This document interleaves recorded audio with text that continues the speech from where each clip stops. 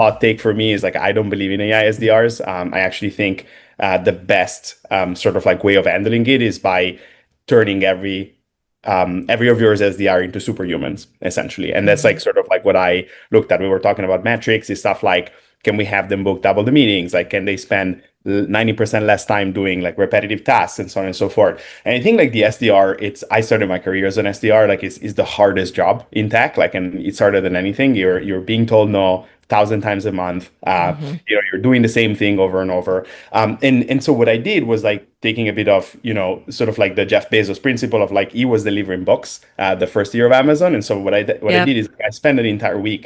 I have a go-to-market engineer, and so like we spent like so much time sitting with the BDRs, understanding the workflows, and understanding like what are they actually doing. And then you start looking at what are the most successful ones doing like on a daily basis, and what are like the least productive ones doing.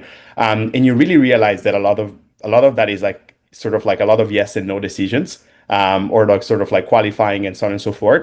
And it turns out AI is really good at making yes and no decisions. And so it's about like taking like sort of like what if the SDR role didn't exist? And I would be reinventing from scratch. And so it's really about that. It's really about like using AI, leveraging all the tools and so on and so forth, to make their experience better, help them be more successful, and ultimately increase ROI for the company.